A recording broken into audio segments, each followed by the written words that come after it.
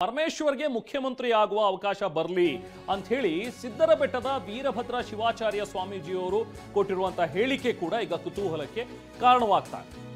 ಸಿದ್ದರಬೆಟ್ಟದ ವೀರಭದ್ರ ಶಿವಾಚಾರ್ಯ ಸ್ವಾಮೀಜಿಗಳು ತಮ್ಮ ಅಭಿಲಾಷೆಯನ್ನು ವ್ಯಕ್ತಪಡಿಸಿದ್ದಾರೆ. ಚಟ್ಟೇನಹಳ್ಳಿಯ ಧಾರ್ಮಿಕ ಸಭೆಯಲ್ಲಿ ಸ್ವಾಮೀಜಿ ಮಾತಾಡಿರೋದಿದು.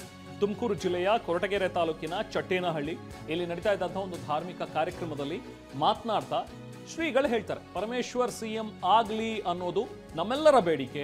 ಸಿಎಂ ಸ್ಥಾನದ ಬಗ್ಗೆ ಇತ್ತೀಚೆಗೆ ಚರ್ಚೆಗಳು ಆಗ್ತಾ ಇವೆ, ಅದನ್ನು ಗಮನಿಸ್ತಾ ಇದ್ದೀವಿ. ತುಮಕೂರು ಜಿಲ್ಲೆಯ ಹಲವು ವರ್ಷಗಳ ಬೇಡಿಕೆಯಂತೆ ಡಾಕ್ಟರ್ ಜಿ ಪರಮೇಶ್ವರ್ ಅವರು ಸಿಎಂ ಆದ್ರೆ ನಮ್ಮ ಬೇಡಿಕೆ ಈಡೇರದಂತೆ ಅನ್ನೋ ಮಾತುಗಳನ್ನ ಹೇಳ್ತಾರೆ. ಅದಕ್ಕೆ ಮುಗುಳ್ನಕ್ಕೂ ಒಂದು ಉತ್ತರವನ್ನು ಕೊಡ್ತಾರೆ ಪರಮೇಶ್ವರ್ ಅವರು. ದೊಡ್ಡ ನಾಯಕ ಆತರ ನಾಯಕರಾಗಿ ರಾಜ್ಯ ಮಟ್ಟದ ದೊಡ್ಡ ನಾಯಕರಾಗಿ ಬಂದಿಲ್ಲ, ಮುಂದೆ ಇನ್ನು ಯಾವತ್ತು ಬರುತ್ತೋ ಗೊತ್ತಿಲ್ಲ. ಆದ್ರೆ ದೊಡ್ಡ ಅವಕಾಶ ಇದೆ ಅನ್ನುವಂಥದ್ದನ್ನ ಈಗಾಗಲೇ ನಾವು ಪತ್ರಿಕೆಯಲ್ಲಿ ನೋಡ್ತೇವೆ.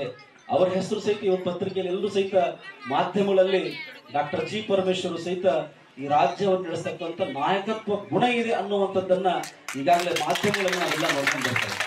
ಅದಕ್ಕೆ ನಮ್ಮ ಕೊರಟಗೆರೆ ತಾಲೂಕಿನ ಜನ ಇವತ್ತು ತಾವೇನು ಅಭಿವೃದ್ಧಿ ಮಾಡ್ತಾ ಇದ್ರಿ, ಇನ್ನೂ ಇದರ 100 ಪಟ್ಟು ಅಭಿವೃದ್ಧಿ ಆಗಬೇಕಂದ್ರೆ ತಮಗ ಆ ಅಧಿಕಾರ ಸಿಕ್ತು ಅಂತ ಹೇಳಿದ್ರೆ ಇಡೀ ನಮ್ಮ ತಾಲೂಕು ಒಂದು 100 ವರ್ಷ ಮುಂದೆ ಹೋಗುತ್ತೆ ಅನ್ನುವಂಥದ್ದನ್ನ ನಾವು ಯಾರು ಸಹಿತ ಮರೆಯಬಾರದು. ಅದಕ್ಕೆ ಆ ತಾಯಿ ಗಂಗಮಾಳಮ್ಮ ತಾಯಿಯ ಸನ್ನಿಧಾನದಲ್ಲಿ, ಮೈಲಾರಂಗೇಶ್ವರ ಸ್ವಾಮಿಯಲ್ಲಿ, ನಮ್ಮ ಶ್ರೀ ಕ್ಷೇತ್ರ ಸಿದ್ದರಬೆಟ್ಟದ ಸಿದ್ದೇಶ್ವರ ಸ್ವಾಮಿಯಲ್ಲಿ ನಾವು ಪ್ರಾರ್ಥನೆ ಮಾಡ್ತೇವೆ.